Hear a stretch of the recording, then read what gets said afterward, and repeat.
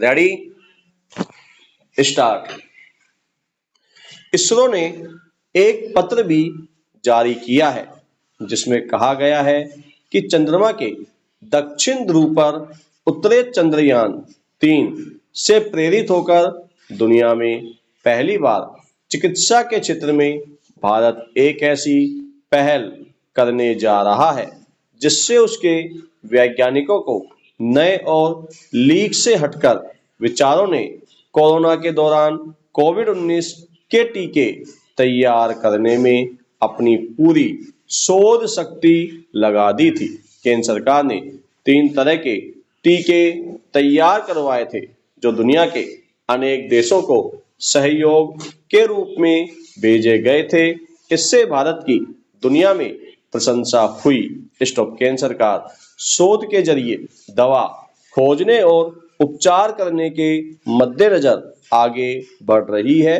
Para यह पहली बार है जब भविष्य में हो सकने वाली नई बीमारियों के उपचार के लिए शोध के वास्ते केंद्र सरकार की तरफ से धन मुहैया कराया जा रहा है। निश्चित है कि इससे चिकित्सा जगत में भारत विकसित देशों में शुमार होने की कतार में खड़ा हो सकेगा। यदि भविष्य में हो सकने वाली नई बीमारियों का बेहतर उपचार हमारे चिकित्सा वैज्ञानिकों ने खोज लिया तो भारत दुनिया का महत्वपूर्ण चिकित्सा वैज्ञानिकों शोधार्थी के रूप में प्रतिष्ठित हो जाएगा और सफलता हमें मिल जाएगी। पैरा आज की दुनिया एक बड़े परिवर्तन के दौर से गुजर रही है। डिजिटल तकनीक के व्यापक प्रसार ने हमारी दिनचर्या और सोचने के तरीकों को पूरी तरह से बदल दिया है।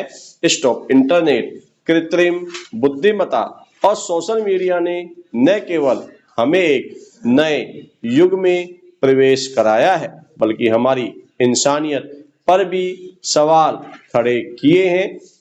आज जब अपने चारों ओर की दुनिया को देखा जाए तो कोई भी संवेदनशील व्यक्ति यह सोचने पर मजबूर हो सकता है कि क्या यह तकनीकी क्रांति हमें वास्तव में जोड़कर रख रही है या हमें और भी अलग थलग कर रही है। यह श्लोक है, अस्तो मां सद्गमे तमसो मां ज्योतिर्गमे मृत्यो अमृत गमे। यानी हमें असत्य से सत्य की ओर ले चलो, अंधकार से प्रकाश की ओर ले चलो और मृत्यु से अमरता की ओर ले चलो। यह श्लोक इस बात की याद दिलाता है कि सच्चा मार्ग वही है जो अंधकार और असत्य से मुक्त हो। इसी तरह आज हमें तकनीक के उजाले में खोते हुए उन मूल्यों को याद रखना होगा जो हमें मानवता की ओर ले जाते हैं। पैरा तकनीक ने भले ही हमें वैश्विक स्तर पर जुड़ने का अवसर दिया हो लेकिन वास्तविकता में हमने अपनी आसपास की दुनिया से दूरी बना ली है। आभासी दुनिया से दूरी बना ली है।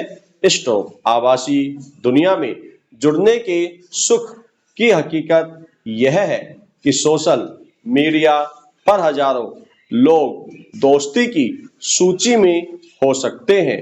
उन्हें हमारा लिखा हुआ या कोई और सामग्री पसंद आती है मगर वास्तव में कोई हमसे जुड़ा नहीं होता।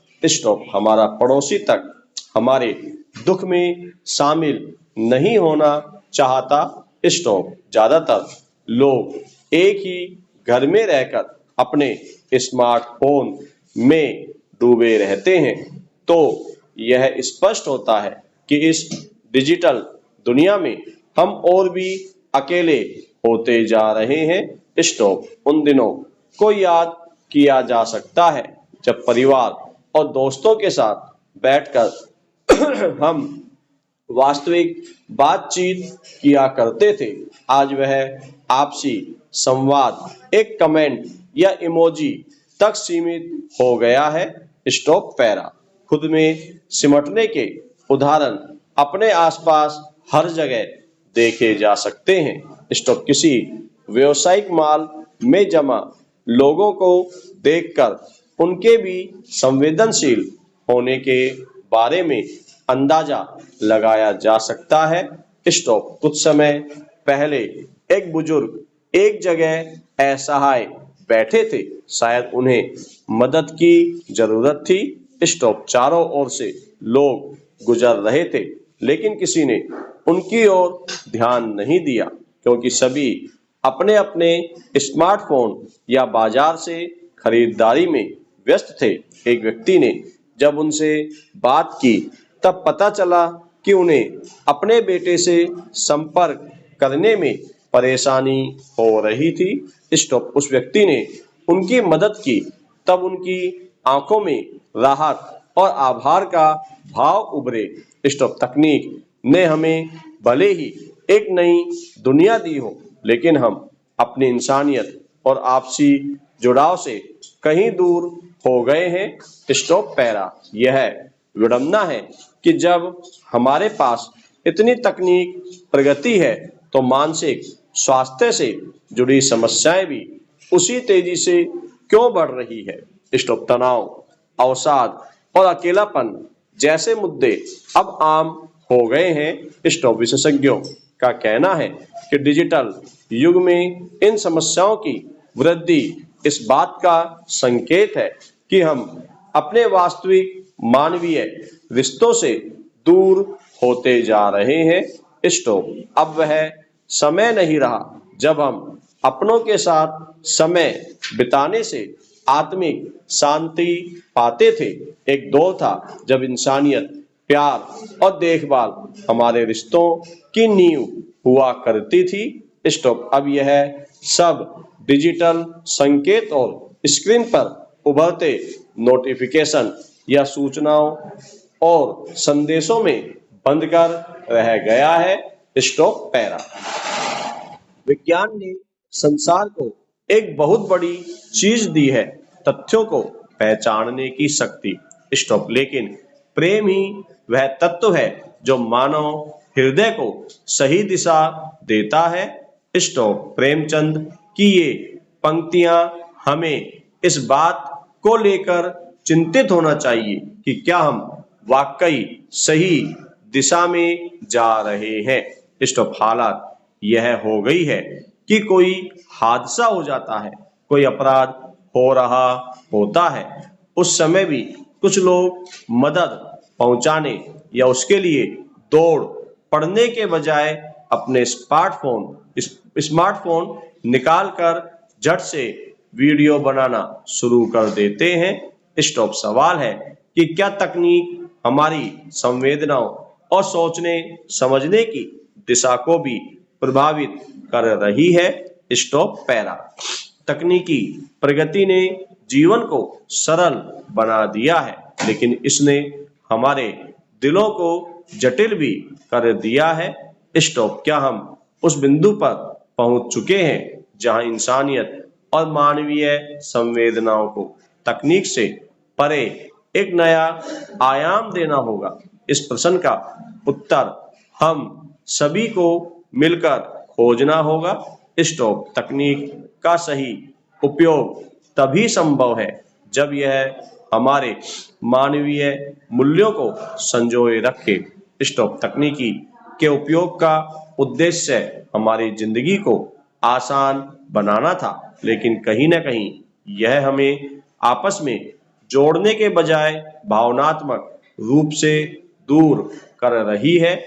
स्टॉप। हमें इस बात का ध्यान रखना होगा कि तकनीक का प्रयोग इंसानियत को मजबूत करने के लिए हो, न कि इसे कमजोर करने के लिए। Stop para. आज मानव ने तकनीक को इतना उजागर कर दिया है कि हम तकनीकों के अभाव में एक पल भी नहीं रह सकते हैं। स्टॉप। तकनीक ने हमारे जीवन को इतना व्यस्त बना दिया है कि हम खाने से लेकर सोने तक तकनीकों से ही घिरे रहते हैं। स्टॉप तकनीक ने इंसान को कमजोर बना दिया है। स्टॉप यदि आज इलेक्ट्रॉनिक उपकरण न हो तो हमारा जीवन असंभव सा हो जाता है। इस कारण हमें तकनीक व नई नई खोज करना जरूरत बन गया है। स्टॉप आज स्मार्टफोन के द्वारा दूर बैठे व्यक्ति से हम आसानी से बात कर सकते हैं तथा संदेश भेजने, फिल्म देखने या अन्य किसी भी प्रकार का काम हम मोबाइल के द्वारा तुरंत कर लेते हैं। स्टॉप मोबाइल ने हमें पूरी तरह से लाचार बना दिया है। यदि संभव हो सके तो हमें तकनीकों का उपयोग जहां तक हो सके कम से कम करना चाहिए। स्टॉप जिससे हमारे मस्तिष्क का संतुलन पूरी तरह से स्थिर बना रहे और हमें तकनीक के उपयोग की आवश्यकता न हो। स्टॉप तकनीकी उपकरणों द्वारा हम एक दूसरे से जुड़े तो रहते हैं परंतु हम तकनीकों में बंद कर ही रह जाते हैं। यही तकनीकी आवरण है। स्टॉप।